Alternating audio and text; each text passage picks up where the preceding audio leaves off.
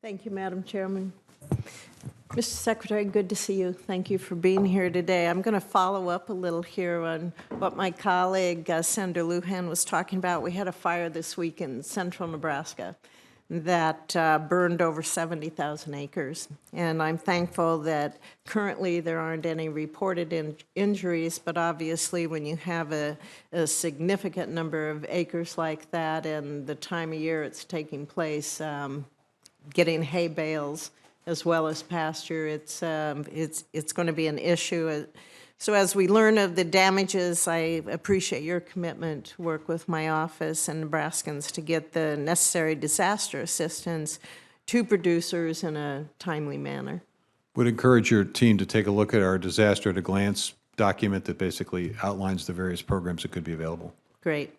I'd also echo sentiments that Senator Height-Smith spoke about with regard to our disaster programs, and I do have a bipartisan bill with Senator Lujan that would ensure that USDA has the authority to provide some of those advanced cost share payments for the Emergency Conservation Program and the Emergency Forest Restoration Program.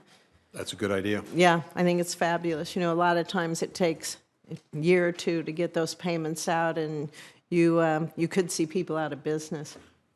It's also important because what we're now seeing are disasters on top of disasters. I was up in New England where they had a flood, and just when they got things right, they got hit with another disaster, which basically eliminated all the good work they had done up to that point. So it is important, I think, and necessary for us to figure out a different mechanism for providing the help more quickly to people. Yeah, it's we haven't had snow for a while. It'll come back. It's March in Nebraska, but we still have the winds, and that was the big issue with these fires that we had.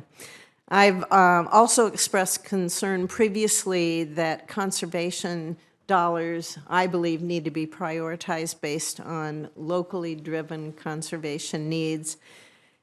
We have large resource concerns that I hear about in Nebraska, and it centers around water quantity and water quality, and those are not prioritized, nor are they permitted under IRA funding. About 65% of the practices funded in Nebraska from 2020 to 2022 were deemed only provisionally eligible or not eligible at all under the IRA. As USDA sort of considers what practices should be eligible under the IRA funding, is it accurate that if a state or a local NRCS office believes a practice should be eligible, that they must then use their own limited time and resources to make that case to USDA?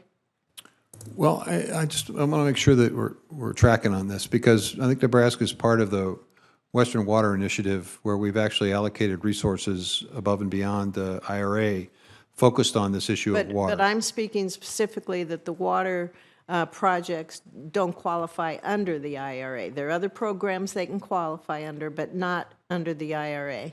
Is that correct? I think that is correct. I could stand to be corrected, but I think that is correct.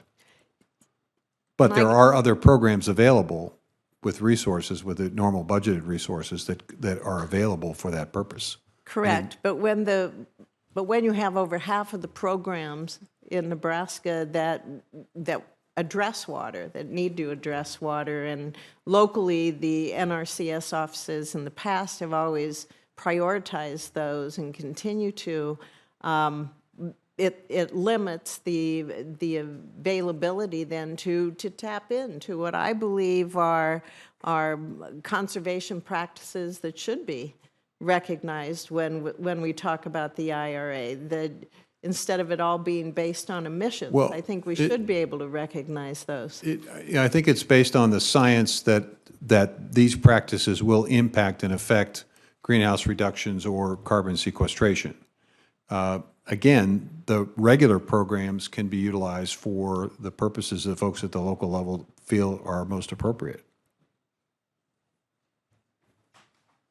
I agree with that statement, but I also continue to push that those decisions need to be made at the local level and passing a bipartisan bill that addresses just one segment, that local offices in a state recognize the need and prioritization of other resources, as in water quality and quantity.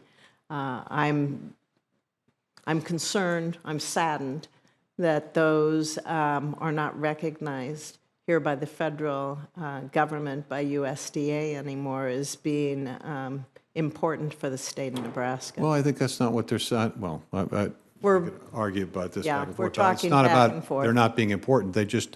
They are not necessarily climate smart.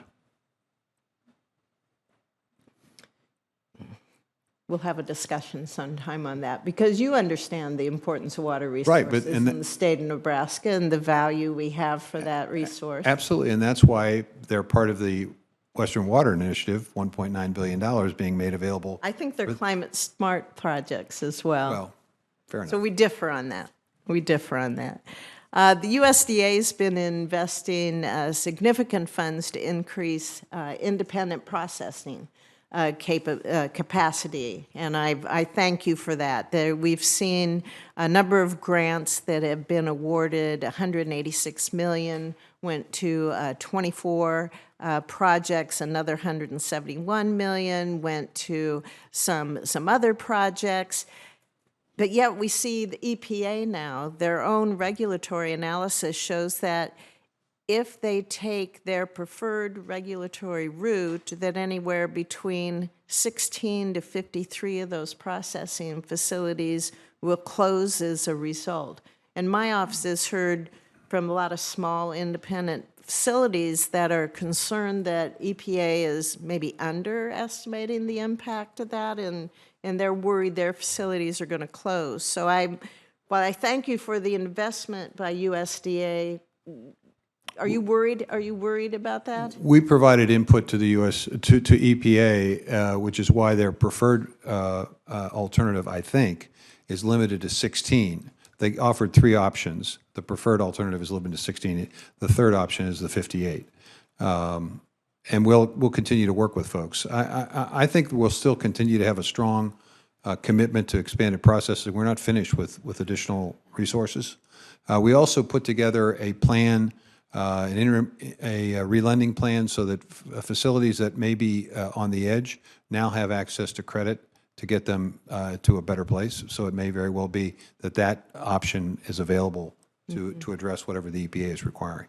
Yeah, and I appreciate that as well, because you know, we have the 3 of the 4 big processors in the state, but there's also a big movement in Nebraska, as you know, to have more localized processing plants, and the effect that has on rural communities, local producers is tremendous, and so people are getting a little leery, though, about that. And if I hear some questions, can we reach out to you on that then? You bet. Great.